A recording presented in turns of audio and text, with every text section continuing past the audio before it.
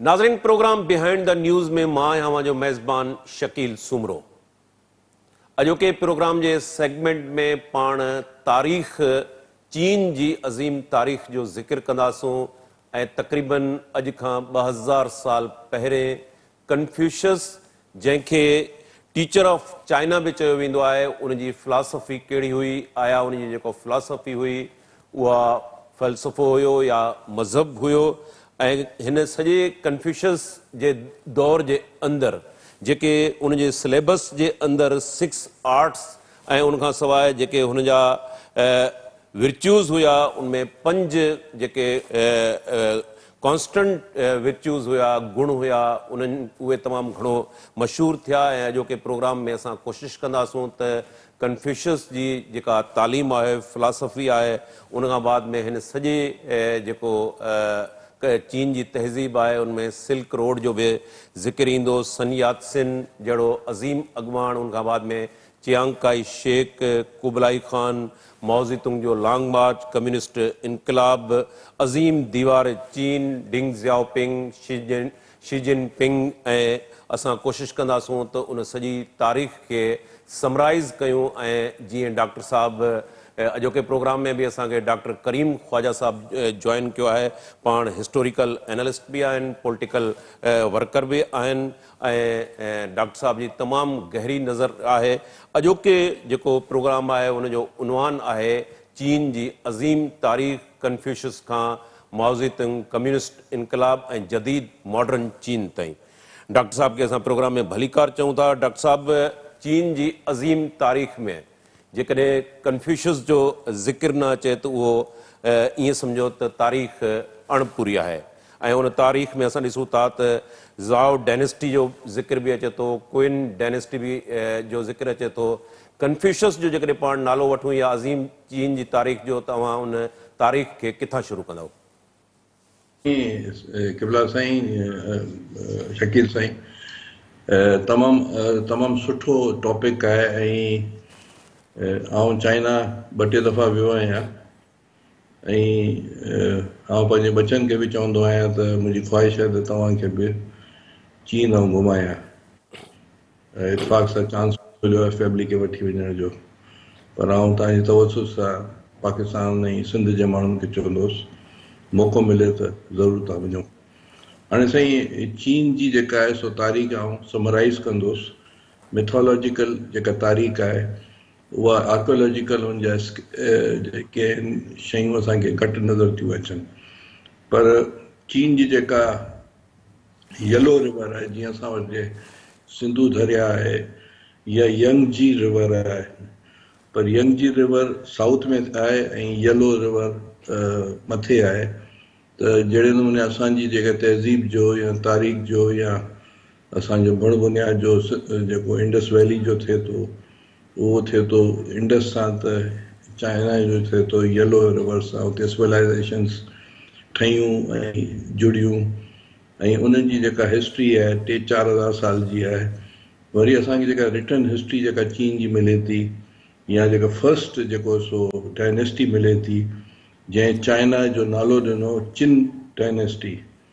ऐं नाला जा प्रोनाउंसिएशन में तमामु ॾुखिया आहिनि। उनजो क्विन डायनेस्टी भी चवंदा आहिनि, चिन भी थींदा आहिनि। ऐं उनजो जेको हुक्मरान आहे, जंहिं जेको आहे सो चाइना जी जेके मुख़्तलिफ़ स्टेट्स खे जोड़ियो, इन खां पहिरीं गुज़िरियल जेको आहे सो 2000 खां वठी करे 1000 BC ताईं उते मुख़्तलिफ़ डायनेस्टीज़ ठहियूं, पर उहो आर्कोलॉजिकल उनजा नथा मिलनि। पर ही जेको फर्स्ट जेका सो चिन डायनेस्टी आहे, इन जो जेको हुक्मरान आहे, जंहिं बुनियाद विधो, ऐं इहो ई जेको माण्हू हो जंहिं जेको आहे सो स्टार्ट कयो, जेको आहे so great wall of China जो बुनियाद कयो। पोइ इहो अलाही सदियुनि ताईं जी कंस्ट्रक्शन हली। पहिरीं 500 किलोमीटर ते या 200 किलोमीटर ते हुई, अॻिते हली करे 21,000 किलोमीटर ते साईं, सो दैट के मंगोल्स जेके हमलावर आहे उनखे रोकियो वञे। ऐं इहा 1000 साल ताईं जी कंस्ट्रक्शन हली। ऐं इन जेको आहे सो चाइना खे स्टेबिलिटी ॾिनी। चाइना में जेको आहे सो हिकिड़ो अथॉरिटेरियन सिस्टम एडॉप्ट कयो उन दौर जे हिसाब सां। ऐं हुन चयो त लॉयल्टी जेका आहे सा बादशाह सां थियणु खपे। पहिरीं छा हूंदो त लॉयल्टी जेका आहे सा फ्यूडल लॉर्ड सां हूंदी हुई, हिन चयो न लॉयल्टी जेको आहे सो बादशाह सां थियणु खपे। ऐं जेको आहे सो हिन जो जेको एडवाइज़र हो उहो जेको आहे सो हुनखे गाइड कंदो हो ऐं इन फतूआत कयूं। ऐं चाइना जो बुनियादु जेको हींअर चाइना जेको नालो ॾिसूं था उहो हिन शख़्स इन बादशाह जेको सो कयो। हिन जी जेका वॾी लेजेसी जेका हाणे 1974 में डिस्कवर थी उहो थी टेरिकोट आर्मी, जेका उते खुदाई कई वई त ख़बर पई त जेके सो इहे पुतला मिलिया ऐं उते ई उहो दफ़नायल आहे। ऐं दुनिया जी सभ खां वॾी जेका आहे सा हुनखे ऑब्सेशन हो त मरी वेंदुसि त जेको मूं मार धाड़ कई आहे हुन जा रूह ईंदा उनखे तकलीफ़ ॾींदा, त हुन इहो बुनियाद ते ऑब्सेस थी वियो। ऐं पोइ इहो जेको आहे सो हू जॾहिं 30 सालनि जो 28-30 सालनि जो हिन कंस्ट्रक्शन कयो ऐं 20-30 साल लॻा हीअ सॼो जेको हाणे डिस्कवर ठही आहे दुनिया जो सभ खां वॾो जेको आहे सो हिकिड़ो अहिड़ो सिस्टम आहे जंहिंखे टेरोकेट, जंहिंमें 8000 त पुतला आहिनि, घोड़ा आहिनि, ॿियूं शयूं आहिनि ऐं हुनजी जेका क़बर बि आहे जेको अञा ताईं चाइना वारा डिस्कवर पिया कनि। अच्छा, हिन खां पोइ जेका आहे सा हंस डायनेस्टी आई। बेसिकली दुनिया सॼी में जेका पॉपुलेशन आहे सॼी दुनिया जी हुन 20% हंस आहिनि ऐं चाइना जी पॉपुलेशन में 80% हंस आहिनि। उहो जेको हंस जेको आहे जेका सची पची नस्ल आहे, हिन खां पहिरीं वारो बि जेके सो सचो पचो इंडिजिनियस हो ऐं हीअ पोइ हिन हंस डायनेस्टी स्टेबिलिटी ॾिनी ऐं स्टेबिलिटी 400-500-600 साल ताईं ॾिनी। उते तरक़ी थी, कैनाल्स ठहिया ऐं शायदि जो हीउ जेको येलो रिवर आहे जिते प्रॉस्पेरिटी ॾिनी उते तबाही बि ॾिनी। उते चाइना में शुरू खां वठी करे 2-2.5-3 हज़ार सालनि खां सैलाब आया आहिनि ऐं सिविलाइज़ेशन्स तबाह थी वई। त हिन जेका डायनेस्टी हन हुई हिन स्टेबिलिटी ॾिनी ऐं जेको आहे सो तरक़ी ॾिनी ऐं इन्ही दौर में जेको आहे सो कन्फ्यूशनिज़म खे एडॉप्ट कयो वियो एज़ अ स्टेट रिलीजन। हाणे कन्फ्यूशन ते ॿुधायूं, कन्फ्यूशन अराउंड अबाउट 500 BC जेको आहे सो बिफोर क्राइस्ट पैदा थियो ऐं उहो टीचर हो ऐं हुन जी जेका आहे सा जेका हुन लिखियो पढ़ियो कुझु कोन, हुन जा जेके जॾहिं उहो गुज़ारे वियो त हुन जा डिसाइपल्स हुआ, शागिर्द हुआ 72 या 74, उहो हुन जी राइटिंग्स हुननि लिखियूं।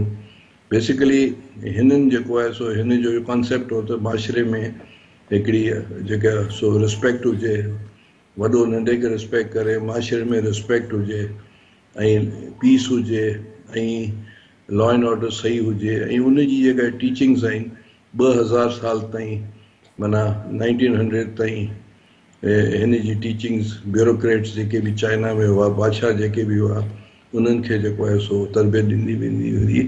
हिननि वटि कॉन्सेप्ट ऑफ जेको आहे सो सुपर नेचुरल मेटाफिजिक्स या गॉड या दोज़ख जन्नत इहे चीज़ूं कोन हुयूं ऐं इहे चीज़ूं तव्हां अॻिते हली करे ॾिसंदो त हिकिड़ो ई धर्म हो हिननि जो या फिलॉसफी चओ, धर्म त कोन चओ, जंहिंमें कॉन्सेप्ट ऑफ सुपर नेचुरल कोन हुन जो माशरे खे सुधारणो आहे, इंसान खे सुधारणो आहे ऐं जंहिं इंसान ऐं माशरो सुधरंदो त उहो बहितरु आहे। हुन खां पोइ जेका ॿियो जेको लाउज़ी जंहिं ताओइज़म जो बुनियादु हुयो, जंहिंजो यंग ऐं यंग जेको चवणु आहे, उन्हनि वटि हुननि चयो त बाबा जेको आहे सो माशरे में जेको बि नेचर सां तव्हां अटैच रहो, दरिया सां अटैच रहो ऐं नेचर खे हमआहंगी सां रहो, नेचर सां अटैच रहंदो त तव्हांजी तरक़ी थींदी। त ही ॿई जेके जो धर्म आहिनि इहे हिकिड़े तरह सां इंसान दोस्त हुआ ऐं इनमें को मेटाफिजिकल कॉन्सेप्ट कोन हो ऐं इहे ॿई चीज़ूं जेके सो चाइना में हलियूं। ॿियो हिकिड़ो जेको फर्स्ट हुक्मरान हो इन लीगलिज़म हो कि जेको ग़लति करे थो त हुनखे सज़ा हिते ई मिलणु खपे, जेको सुठो करे थो त हुनखे जेको आहे सो रिवॉर्ड हिते ई मिलणु खपे। इहे टे चीज़ूं चाइना में वधीक हलियूं ऐं इहो वेंदे हेल ताईं जंहिंमें कम्युनिस्ट जेके आइडियोलॉजी बि जेका मज़बूत थी उन्हनि वटि बि त कॉन्सेप्ट ऑफ सुपर नेचुरल कान्हे ऐं उहो चवंदा त पंहिंजो हीअ दुनिया खे जन्नत ठाहिणो आहे। त चाइना जी जेका शुरू खां वठी करे जेका मिथोलॉजिकल पीरियड खे तव्हां हटाए छॾियो, जिते मिथोलॉजिकल स्टोरीज़ हुयूं, गॉड ऐं गॉडेसिस हुआ, उहो पंहिंजी जाइ ते लिखत में ज़रूरु आहे, पर चाइना इट सेल्फ जेको आहे सो जेको असांखे आर्कोलॉजिकली ऐं किताबनि में जेको असीं पढ़ूं था उन में कन्फ्यूशनिज़म, ताओइज़म, जंहिंखे लाओसी जी जेको हो उनजो बुनियाद विझंदड़, ऐं टियों जेको आहे सो लीगलिज़म। त इहे टई चीज़ूं जेके हलियूं आहिनि, ऐं पोइ मुख़्तलिफ़ डायनेस्टीज़ आहियूं, मुख़्तलिफ़ बादशाह आया 1.5-2 सालनि में। सभिनी हिननि मां के तमामु सुठा हुआ जिन चाइना खे प्रॉस्पेरिटी ॾिनी। चाइना खे हमेशह ख़ौफ़ जेको रहियो मंगोल्स खां, छा जो मंगोल्स ईंदा हुआ हिननि खे तबाह बर्बाद करे वेंदा हुआ। इन लाइ हिननि ग्रेट वॉल ऑफ चाइना ठाही, ऐं ॿियो हुनखे मांचूरी जेको नॉर्थ वारो इलाइक़ो हो चाइना जो, जेको हीअं चाइना जो हिसो आहे, उतां हुननि खे ख़तरो सदाईं रहियो। त हितां जेके धारियुनि माण्हुनि खे हिननि वटि का गुंजाइश हिननि कान रखी। हिननि जी सोसाइटी तमामु क्लोज़ हुई, ऐं हे ॿार घटि निकिरंदा हुआ, ऐं हिन जा जेके ॿिया जेके हिननि जा ट्रेवलर्स विया आहिनि मुख़्तलिफ़ वक़्तनि में, ऐं हुननि जेको दुनिया जी ॿी चीज़ूं रिकॉर्ड बि कयूं आहिनि, पर चाइना सोसाइटी रही है। चाइना जो फोटो है कबलाई खान, उन जेको आहे सो उन ज़माने में तारीख़ डॉक्टर साहब, में मां तव्हांखे थोरो ऐं इंसानी इंटरप्ट तारीख़ कंदुसि में त पोइ मंगोल पाण कुबलाई खान ते बि अचूं था। थोरो कन्फ्यूशस जे हवाले सां असांखे ॿुधाईंदा हलो त कन्फ्यूशस जेको आहे उहो मैजिस्ट्रेट बि रहियो, अॻिते हली उन मैजिस्ट्रेट तां इस्तीफ़ा ॾिनी, ऐं पोइ ज़िक्र असांखे मिले थो हुनजी यात्राउनि जो, जर्नी जो। 12 सालनि ताईं हू जर्नी करे थो पियो, ऐं उन खां बाद में हू एग्ज़ाइल में रहे थो, ऐं 68 सालनि जो जॾहिं उहो थिए थो त उनजी जेका टीचिंग्स आहे उहा टीचिंग्स जेको आहे उहो जापान, कोरिया, चीन जे मुख़्तलिफ़ हंधनि ताईं पहुचे थी। ऐं हीअ जेके सिलेबस हुनजो हुयो उनमें जेको 6 आर्ट्स जो ज़िक्र कयो वञे थो, जंहिंमें राइट्स, रस्म बि आहे, म्यूज़िक बि अची वञे थो, मैथ बि अची वञे थी, आर्चरी, तीर अंदाज़ी, घोड़े सवारी, कैलीग्राफी, मैथ, थोरो इन जो बि असांखे थोरो ॿुधाईंदा हलो। सर मसइलो आहे त कन्फ्यूशस जेको आहे सो सॼी उमिरि जेको आहे सो एग्ज़ाइल में रहियो, या हितां खां हुते वियो, ऐं पीस जी तलाश में हो। ऐं हू हिकिड़ो टीचर हो, ऐं हुनखे जेको आहे सो हुन ॾिठो त चाइना में डिसइंटीग्रेशन्स आहिनि, जहिड़ा आहिनि आपस डायनेस्टीज़ में। त हुन जेको आहे सो जेके तइलीम ॾिनी, जेको तव्हां फरमायो आहे बिल्कुलु ईअं आहे त हुन म्यूज़िक खे बि प्रमोट कयो, हुन डांस खे बि प्रमोट कयो, हुन जेको आहे सो लिखत खे बि प्रमोट कयो, हुन जेको आहे सो चयो त बाबा जेको सो तव्हां रिस्पेक्ट कयो वॾनि जी, नंढनि खे चयूं, ऐं जेको आहे सो तव्हांजा हुक्मरान आहिनि उन्हनि खे रिस्पेक्ट कयो, ऐं हुक्मरान जो कमु आहे त हेठि माण्हुनि खे रिस्पेक्ट कयो। ऐं हुननि जो चाइना जी जेको आहे सो चवंदा आहिनि त हेवन जॾहिं ख़ुशि थींदी आहे त सीज़न सुठा हूंदा आहिनि, ऐं जॾहिं हेवन ख़ुशि न थींदी आहे, माना हुक्मरान सही कोन हूंदा आहिनि, त हिते बरसातूं ईंदियूं आहिनि, हिते सैलाब ईंदा आहिनि, हुते जेको आहे सो तबाही थींदी आहे, ज़लज़ला ईंदा आहिनि। त हीअ कन्फ्यूशस जेका आहे सा जेके टीचिंग ॾिनी, हुन इहो चयो त हीअ जेके मूं टीचिंग ॾिनियूं आहिनि जी ब्यूरोक्रेसी में, जीअं पाण वटि CSS माण्हू पास कंदा आहिनि त एग्ज़ाम ॾींदा आहिनि, वेंदा आहिनि, त उते जेके कन्फ्यूशस जेके बि तइलीम ॾिनी हुयूं, जेके प्रिंसिपल्स ॾिना हुआ, उहो जेको आहे सो 2000 साल ताईं, माना 19वीं सदी ताईं उहा तइलीम हली। त बाबा जेके बि हुते कामोरो थींदो या हुक्मरान थींदो उहो कन्फ्यूशस जी तइलीम ते हलंदो, जंहिंमें हुन ॿुधायो त कंडक्ट कीअं कजे, आम माण्हू जा मसइला कीअं हल कजे, आम माण्हू सां कीअं ॻाल्हाइजे, आम माण्हू जा जेको आहे सो नाराज़गी न कजे। इहे सभु चीज़ूं तइलीम जेके आहिनि सो हुनजी बिल्कुलु unity in individual self cultivation जी बि हुन ॻाल्हि कई, जस्टिस, नॉलेज जी बि हुन ॻाल्हि कई। हाणे अचूं था डॉक्टर साहिबु कुबलाई खान ते। तव्हां मंगोल जेके हमले आवर आहिनि उन्हनि जो ज़िक्र कयो। हीउ जेको कुबलाई खान आहे उहो उतां चाइना जो इंडिजीनियस त न हुयो, ऐं उनखे धारियो चई सघिजे थो। ऐं जीअं तव्हां चयो त चीन जे अंदरि 80-90% जेका आहे उतां जी इंडिजीनियस पॉपुलेशन आहे हन, उन्हनि कॾहिं बि धारे हुकुमरान खे क़बूल न कयो आहे। थोरो असांखे कुबलाई खान जे बारे में ॿुधायो। ॾिसो, जेको कुबलाई खान जो जेको ॾाढो हो चंगेज़ खान हो, उन जेको आहे सो मंगोलियन हो, ऐं मंगोल सदाईं ख़तरा चाइना लाइ ख़तरो रहिया आहिनि। हिते ग्रेट वॉल ऑफ चाइना जेका ठही आहे गुज़िरियल 2000 सालनि खां, उहो मंगोलनि जे ख़तरे सां बचण ख़ातिर ठही आहे। ऐं हीअ जेको आहे सो चंगेज़ खान जी हुकूमत हुई, उहो तव्हां सम्झो त पैसिफिक ओशन खां वठी करे ईस्ट यूरोप ताईं, इहो दुनिया जी सभ खां वॾी मॉस्को ताईं ही विया हुआ अॻिते हली करे। त ही जेको कुबलाई खान जेको थर्ड हुकमरान हो मंगोल्स जो, जंहिं वञी करे चाइना जी जेका उहो डायनेस्टीज़ कमज़ोर थी वियूं हुयूं, आपस में विढ़ंदा हुआ, त हुन जेको आहे सो चाइना ते उहो अटैक कंदो आहे ऐं कॉन्कर कंदो आहे, चाइना खे हिसो ठाहींदो आहे। पर उहो हिसो जेसि ताईं ही कुबलाई खान जीरो रहंदो आहे 30 सालनि ताईं, उहो रहंदो आहे। उन खां पोइ जेको आहे सो वरी हुते जा इंडिजिनियस बग़ावतूं थींदियूं आहिनि ऐं उहो उनखे बजाए कढंदा आहिनि। माना हू मरी वेंदो आहे त पोइ मंगोल्स खे कढी छॾींदा आहिनि। चाइना हमेशह जेको दारियुनि खे एक्सेप्ट कोन कयो आहे। जेका मांचूरियन हुकमरान आया हुआ 17 या 16 सदी में, उनखे बि उन्हनि एक्सेप्ट कोन कयो।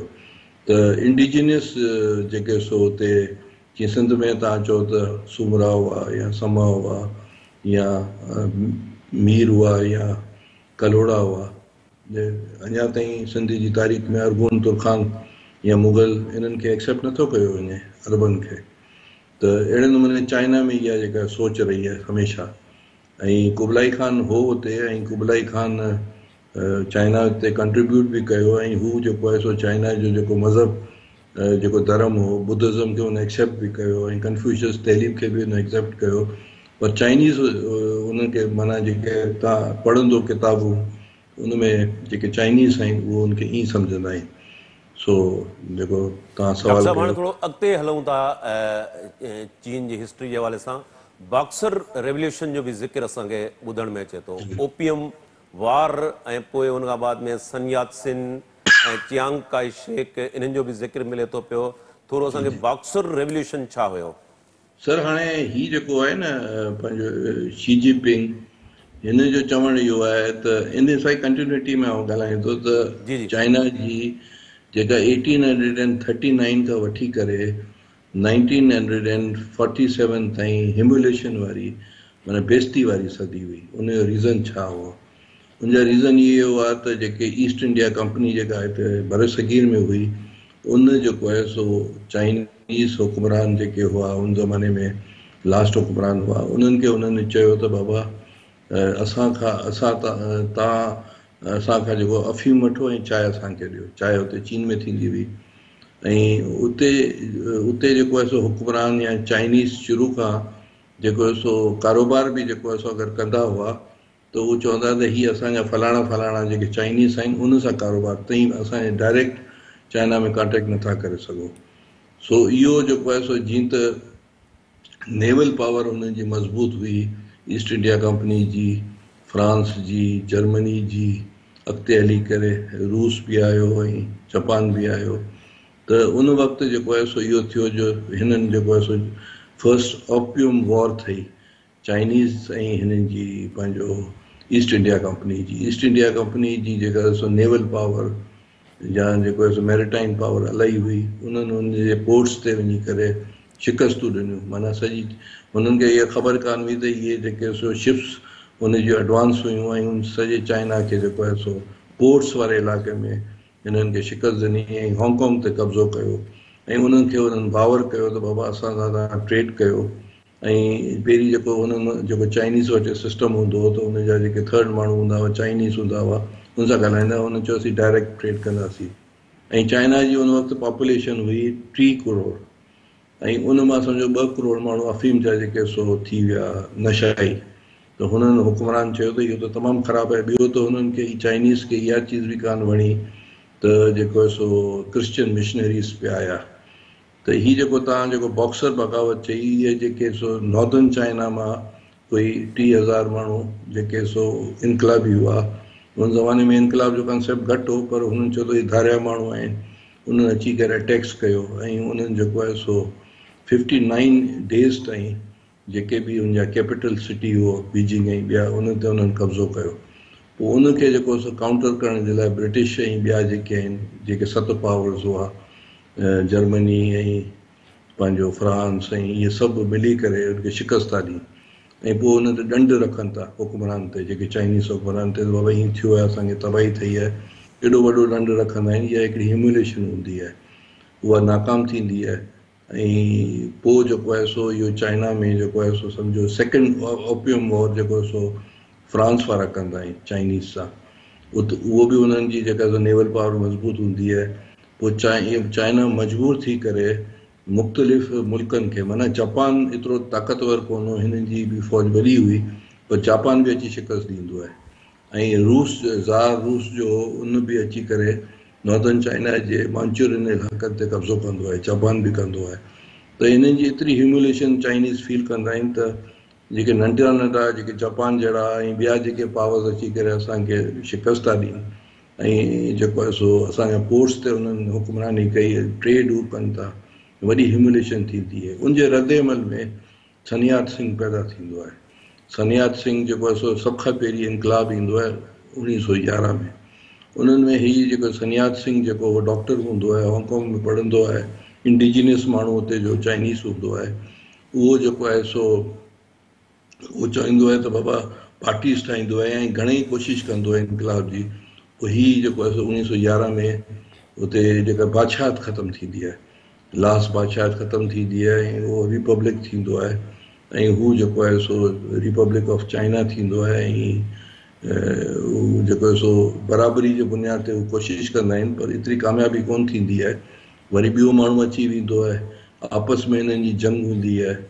त इहो जेको सन्यात सिंह जेको आहे सो 1925 में इंतकाल करे वेंदो आहे। उनजे इंतकाल खां पोइ वरी नेशनलिस्ट हिकिड़े पासे चांकाई शेख वारा हूंदा आहिनि, ॿिए छा जो इलेक्शन जेको 1911 में थियो उहो सन्यात सिंह जी पार्टी खटंदी आहे। सन्यात सिंह जी जेका धीउ हूंदी आहे उनजी जेका शादी थींदी आहे चांकाई शेख सां। उहो चांकाई शेख नेशनलिस्ट हूंदो आहे, कम्युनिस्टनि जे ख़िलाफ़ु हूंदो आहे। इन अरसे में जेको आहे सो माओज़ेतंग कम्युनिस्ट पार्टी ठाहींदो आहे ऐं इनकलाब रूस अची वेंदो आहे ऐं माओज़ेतंग खे या कम्युनिस्ट पार्टी ऑफ चाइना खे रूस जी सपोर्ट थी वेंदी आहे, लेनिन जी ऐं स्टॉलिन जी। पोइ वरी सन्यात सिंह पोइ छा थींदो आहे त इहे आपस में विढ़ंदा पिया आहिनि। हिन सन्यात सिंह जो इंतकाल थी वेंदो आहे। पोइ चांकाई शेख ऐं माओज़ेतंग जो जहिड़ो पियो हलंदो पियो आहे। माना हू चवंदा आहिनि असीं नेशनलिस्ट आहियूं, ही कम्युनिस्ट ख़राबु आहिनि, उनखे अमेरिकन सपोर्ट बि हूंदी आहे, बर्तानिया जी सपोर्ट बि हूंदी आहे, ऐं उनखे ऐं जेको आहे सो उनखे पज़ीराई वधीक हूंदी आहे। हिननि खे एॾी जेको सो कम्युनिस्टनि खे हू तंग कंदा आहिनि जो कम्युनिस्ट जेको आहे सो साउथ में भॼी वेंदा आहिनि ऐं उहे लॉन्ग मार्च शुरू कंदा आहिनि। In the meantime Long March खां पहिरीं ऐं पोइ जेको आहे सो इहो थींदो आहे त सेकेंड वर्ल्ड वॉर थींदी आहे ऐं जापान अची करे मांचूरिया जेको चीन जो नॉर्दर्न इलाइक़ो आहे उन ते कब्ज़ो कंदो आहे ऐं ॿियो वधीक इलाइक़नि ते कब्ज़ो कंदो आहे। पोइ ही कम्युनिस्ट ऐं नेशनलिस्ट पाण इकठा थी वेंदा आहिनि, चांकाई शेख ऐं माओ, की भई हाणे चाइना खे बचाइजे, ही धारियुनि जी जेका यलगार थी आहे। पोइ हिननि खे अमेरिकन्स जी बि सपोर्ट हिन खे मिलंदी आहे, रूस बि सेकेंड वर्ल्ड वॉर में अची वेंदो आहे ऐं पोइ जेको आहे सो ही पंहिंजा इलाइक़ा छॾाईंदा आहिनि जापान सां, पर जापान वटि आख़िर ताईं हूंदा आहिनि। ऐं पोइ जेको आहे सो जॾहिं एटम बम किरंदो आहे उते, पोइ जेको आहे सो हिन लॉन्ग मार्च में हिन खे कामयाबी थींदी आहे ऐं चांकाई शेख जेको आहे सो हुनखे पज़ीराई कोन रहंदी आहे। हू वञी करे ताइवान जेको चाइना जो जेको सो ॿेट आहे, वॾो इलाइक़ो आहे, उते वञी करे पनाह वठंदो आहे ऐं हिते कम्युनिस्ट चाइना ठहंदो आहे 49 में ऐं ताइवान में जेको आहे सो चांकाई शेख हूंदो आहे।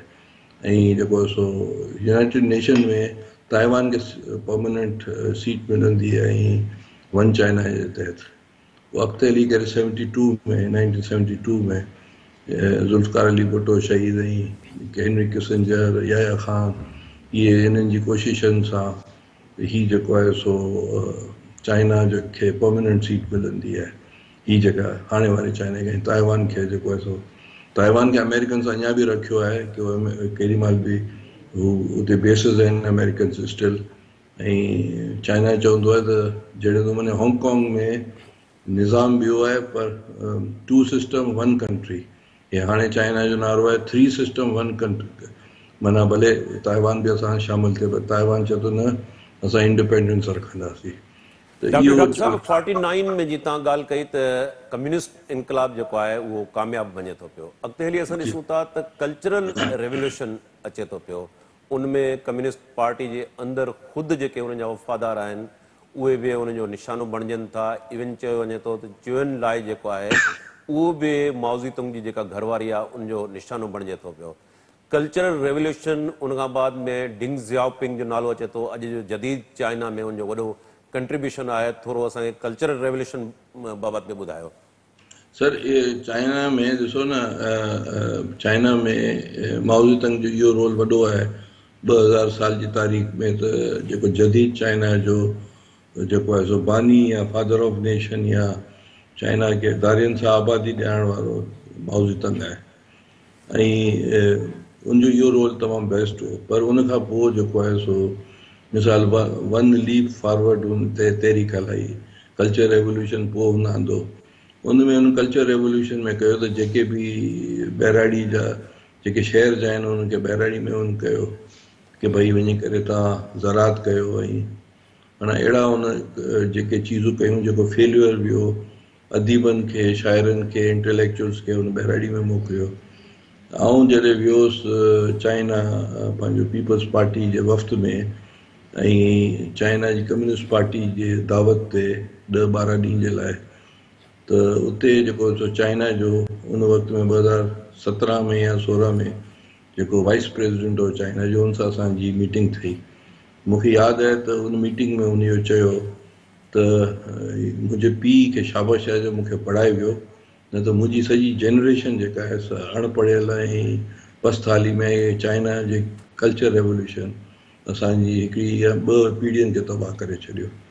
इहो माना मूं पंहिंजे कन सां ॿुधो। ऐं उन चयो त चाइना में जेको कल्चर इनकलाब जेको या कल्चर रेवोल्यूशन आयो, उहो हिकिड़ो नाकाम तजुर्बो हो, ऐं उहो उनखे माण्हू चाइना वारा बि अप्रिशिएट नथा कनि। वन लीप फॉरवर्ड जेको चाइना में माओ ज़ेतुंग जो, उहो बि फेल वियो। कलेक्टिव जेको आहे सो फार्मिंग वारो सिस्टम बि फेल वियो। पोइ बहरहाल हिन जी कम्युनिस्ट पार्टी ते ग्रिप हुई, ऐं जेके हुकुमरान हुआ डिंग ज़ियाओपिंग खे बि उनजे पुट खे बि हुननि मारण जी कोशिशि कई ऐं मारे छॾियो। पोइ जॾहिं माओ ज़ेतुंग जो इंतकाल थी वियो, ऐं चुइन लाइ जहिड़ो जेको अज़ीम हुननि जो दानिश्वर ऐं प्राइम मिनिस्टर हो, उन सां बि शक में कयो, पर वक़्त खां पहिरीं हुनजो इंतकाल थी वियो, न त उनखे बि सज़ा मिले हा। पोइ जेको आहे सो ईअं थियो जीअं स्टॉलिन कयो कम्युनिस्ट पार्टी वारनि सां, अहिड़े नमूने चाइना में बि ईअं थियो। पोइ माओ करायो ऐं उनजी घरवारी कराई, पर इहो थियो। उन खां पोइ जेको आहे सो जॾहिं पंहिंजो माओ जे इंतकाल खां पोइ जेको आहे हीअ आयो डिंग ज़ियाओपिंग, उन जेको आहे सो जेका पॉलिसी रखी, उन जेको आहे सो इन्वेस्टमेंट आंदी, उन जेको आहे सो मिक्स्ड इकोनॉमी आंदी। हू जेके चाइनीज़ विया हलिया हुआ ताइवान में या दुनिया सॼी में, उन्हनि खे चयो जीअं इन्वेस्टमेंट कर। उन्हनि चयो पैसिव रहो, एग्रेसिव पोस्चर न कयूं, ऐं असां पाण खे ठाहियूं। ऐं चाइना 30-40 सालनि में दुनिया जी सेकेंड इकोनॉमी थी वई। इहो सॼो क्रेडिट डिंग ज़ियाओपिंग खे थो वञे। ऐं पोइ हुन इहो बि रखियो उसूल त बाबा जेको बि हुकुमरान थींदो, माना उनखां पोइ जेके 2 पीढ़ियूं थियूं 10 साल ताईं हुकुमरान थींदा ऐं छॾींदा ऐं वरी नओं ईंदो। पर इहो फार्मूलो हाणे जेको मौजूदा चाइना जो जेको सदर आहे उन शी जिनपिंग ख़तमु कयो। ऐं शी जिनपिंग वरी जेको आहे सो जेको बेल्ट एंड रोड जेको पुराणे दौर में 1000 साल पहिरीं चाइना में सिल्क रोड शुरू थियो, चाहे सिल्क थींदी चाइना में हुई, ऐं उहो सिल्क जे करे उनजो कारोबार थींदो हो। सिल्क रोड खे उन ॿिए नाले सां बेल्ट एंड रोड इनिशिएटिव सां 12 रूट्स उन कया, माना 50-60 मुल्क 65 कंट्रीज़ सां उन जेको सो जोड़ियो, ऐं उहो लॻो पियो आहे। त चवण जो मतिलबु आहे त हाणे चाइना जेको आहे सो जेको डिंग ज़ियाओपिंग में ख़ामोशी सां ऐं आस्ते आस्ते पिया वधनि ऐं हिकिड़ी पंहिंजी इकोनॉमी डेवलप पिया कनि। हाणे चाइना थोरो एग्रेसिव पोस्चर में आयो आहे हीअ बेल्ट एंड रोड में। ऐं जेको चाइना जा जेके मुख़्तलिफ़ इलाइक़ा, मिसाल तौर ते हींअर रूस ऐं चीन जी तमामु सुठी दोस्ती आहे, पर इलाही चीन जा इलाइक़ा रूस वटि आहिनि। अहिड़े नमूने चाइना क्लेम मुख़्तलिफ़ मुल्कनि सां कंदो आहे। त हाणे चाइना जेको आहे सो थोरो एग्रेसिव पोस्चर में आयो आहे। ऐं चाइना पंहिंजी तारीख़ में धारियुनि मुल्कनि सां 2000 सालनि जी तारीख़ में कॾहिं धारियुनि मुल्कनि सां हुनजो जहिड़ो कोन रहियो आहे। कन्फ्यूशियस जी तइलीम जो असरु बिल्कुलु तव्हां पहिरीं चयो सही हो, त उनजो तइलीम जो असरु वियतनाम ते थियो, लाओस ते थियो, कंबोडिया ते थियो, कोरिया ते थियो, इवन जापान ते बि थियो। ऐं इहे जो कन्फ्यूशियस आहे ऐं बुद्धिज़्म आहे ऐं ताउज़म इहे इन्ही सॼे खिते में थियो आहे। त जेके तव्हां महिरबानी डॉक्टर करीम ख्वाजा साहब। नाज़रीन, हिते प्रोग्राम जो वक़्तु पुॼाणी के पोइ तो ईंदड़ प्रोग्राम ताईं पंहिंजे मेज़बान शकील सुमरो खे इजाज़त ॾींदा। अल्लाह वाही।